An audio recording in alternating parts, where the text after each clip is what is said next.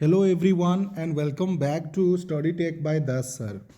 Dear viewers, ଆଜି ଏକ notification ଆମମାନଙ୍କ ପାଖରେ ଆସି ପହଞ୍ଚିଛି ଯାହା ଗତକାଲି ମାନେ 3 ଫେବୃଆରୀ 2026ର ନୋଟିଫିକେସନ୍ଟି ଆସିଛି ବିଦ୍ୟାଳୟ ଓ ଗଣଶିକ୍ଷା ବିଭାଗ ଓଡ଼ିଶା ସରକାର ତରଫରୁ।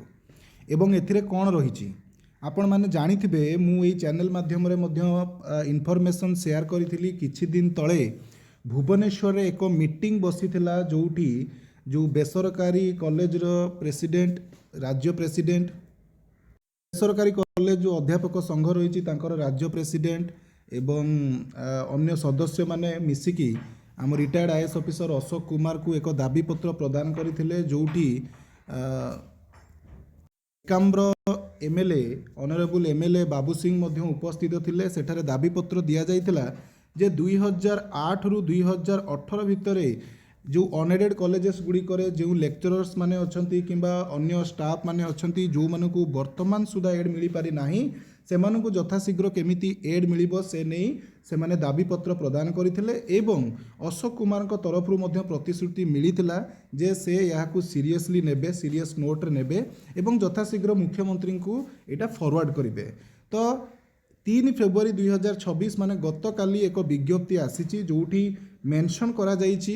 କ'ଣ ମେନସନ୍ କରାଯାଇଛି ନା ଏକ କମିଟି ଗଠନ କରାଗଲା, ନୂତନ କମିଟି ଗଠନ କରାଗଲା ଏବଂ ସଂଘର ଯାହା ବି ଦାବି ଥିଲା ତା ଉପରେ ଏମାନେ ଆନାଲିସିସ୍ କରିବେ ବା ପୁନର୍ବିଚାର କରିବେ। ତେଣୁ ଅଲରେଡ଼ି ଗୋଟେ ଟିମ୍ ବା ଗୋଟେ କମିଟି, ଷ୍ଟାଣ୍ଡିଂ କମିଟି, ହାଇ ଲେବୁଲ୍ ଷ୍ଟାଣ୍ଡିଂ କମିଟି ବା ଉଚ୍ଚସ୍ତରୀୟ ଷ୍ଟାଣ୍ଡିଂ କମିଟି ଗଠନ କରାଯାଇଥିଲା। ଆପଣମାନେ ଏଠାରେ ଦେଖିପାରୁଥିବେ 6/12/2025ରେ ଯେଉଁ କମିଟି ଗଠନ କରାଯାଇଥିଲା ତାର ପୁଣି ପୁନର୍ଗଠନ କରାଗଲା ଏବଂ ସ୍କ୍ରିନ୍ରେ ଆପଣମାନେ ଦେଖିପାରୁଥିବେ ସେ କମିଟିରେ ଚେୟାରମ୍ୟାନ୍ କିଏ ଅଛନ୍ତି, ତାଙ୍କୁ ସପୋର୍ଟ କରିବା ପାଇଁ ଯେଉଁ ମେମ୍ବର୍ସ ମାନେ ଯେଉଁ ରହିଲେ ତ ସମସ୍ତଙ୍କ ନାଁ ଏଠାରେ ପ୍ରଦାନ କରାଯାଇଛି ଏବଂ ତଳେ ଏଠି ଲେଖାଯାଇଛି ଯେ ଉକ୍ତ କମିଟି 6 ମାସ ମଧ୍ୟରେ ରାଜ୍ୟ ସରକାରଙ୍କୁ ରିପୋର୍ଟ ପ୍ରଦାନ କରିବେ। ତେଣୁ 6 ମାସ ପର୍ଯ୍ୟନ୍ତ ଏବେ ଆଉ କିଛି ହେବାର କୌଣସି ସମ୍ଭାବନା ନାହିଁ।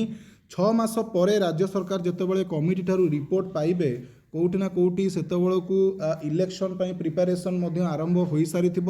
ତେଣୁ ଏଇ ଇଲେକ୍ସନ୍ ସମୟରେ କ'ଣ କରିବେ ସରକାର ସେଇଟା ତ ଭବିଷ୍ୟତ କଥା ରହିଲା।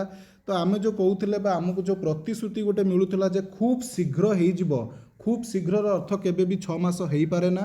ଓକେ, ତେଣୁ ନିଶ୍ଚିତ ଭାବରେ ଏତେ ବର୍ଷ ସଂଘର୍ଷ କରି ଆସିଛେ, ଆଉ କିଛି ଦିନ ନିଶ୍ଚିତ ଭାବରେ ଆମକୁ ସଂଘର୍ଷ କରିବା ପାଇଁ ପଡ଼ିବ।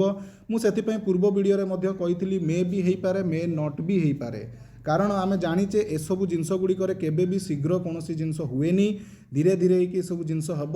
କିନ୍ତୁ ଆମେ ଆଉ ନେଗେଟିଭ୍ ମାଇଣ୍ଡ ନ ରଖିକି ଗୋଟେ ପଜିଟିଭ୍ ହୋପ୍ ନିଶ୍ଚିତ ଭାବରେ ରଖିବା ଦରକାର।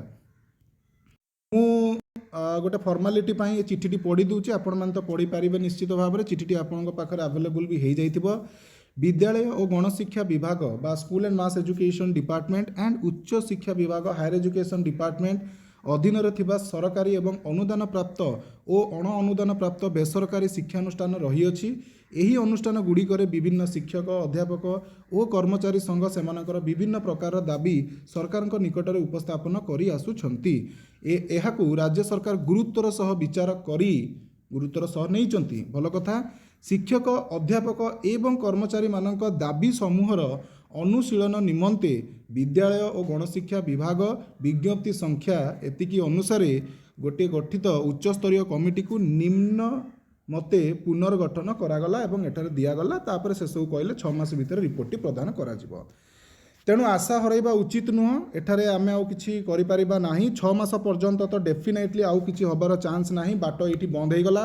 6 ମାସ ପରେ ରିପୋର୍ଟ ଯିବ ସରକାରଙ୍କ ପାଖକୁ, ପୁଣି ସରକାର ନିଷ୍ପତ୍ତି କରିକି ସିଏ କେତେ ମାସ ସମୟ ନେବେ, ଚାହୁଁ ଚାହୁଁ ପୁଣି ପଳେଇ ଆସିବ ଇଲେକ୍ସନ୍। ଫେବୃଆରୀ ମାସ ଆଡ଼େ, ଜାନୁଆରୀ ଫେବୃଆରୀ ମାସ ଆଡ଼େ ତ ପୁଣି 27 ଇଲେକ୍ସନ୍ ପଳେଇ ଆସିବ। ଦେଖିବା ଇଲେକ୍ସନ୍ ପୂର୍ବରୁ ଯଦି ହେଇଗଲା ତ ବହୁତ ଭଲ କଥା, କି ସରକାର ଇଲେକ୍ସନ୍ ପରେ କରିବା ପାଇଁ ଦାବି ରଖିବେ, କ'ଣ କରିବେ ସେଇଟା ଆମକୁ ଭବିଷ୍ୟତରେ ଜଣାପଡ଼ିବ।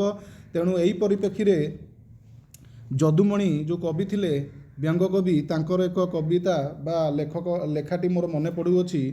ଛାମୁ ଯାହା ଦେଲେ ହରସେ, ପାଉ ପାଉ ଗଲା ବରସେ, ବାଛି ବାଛି କରି ଦେଲେ ପଡ଼ିଆ, ଶ୍ରାବଣ ମାସରେ ଭାଙ୍ଗେ ନଡ଼ିଆ, ଏମନ୍ତ ସେ ଭୁଇଁ ଚାଖୁଣ୍ଡା ବୁଣିଲେ ଉଠୋଇ ନାହିଁ।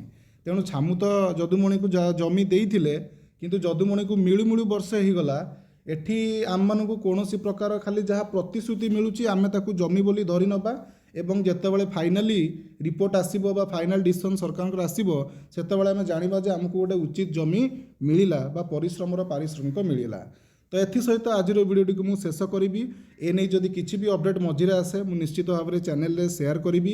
ଚ୍ୟାନେଲଟିକୁ ସବସ୍କ୍ରାଇବ୍ କରନ୍ତୁ, ଭିଡ଼ିଓଟିକୁ ନିଜର ସମସ୍ତ ବନ୍ଧୁମାନଙ୍କ ସହିତ ସେୟାର କରନ୍ତୁ। ଆପଣମାନେ এই କଥାରେ କେତେ ଖୁସି ଅଛନ୍ତି ବା କେତେ ଦୁଃଖୀ ଅଛନ୍ତି ନିଶ୍ଚିତ ଭାବରେ ଖୁସି ତ କେହି ନଥିବେ, ବଟ୍ ଆପଣମାନଙ୍କର ଓପିନିଅନ୍ କ'ଣ ରହିଛି କମେଣ୍ଟ ସେକ୍ସନରେ ଲେଖିବେ, ଜଣାଇବେ। ଧନ୍ୟବାଦ, ଜୟ ଜଗନ୍ନାଥ।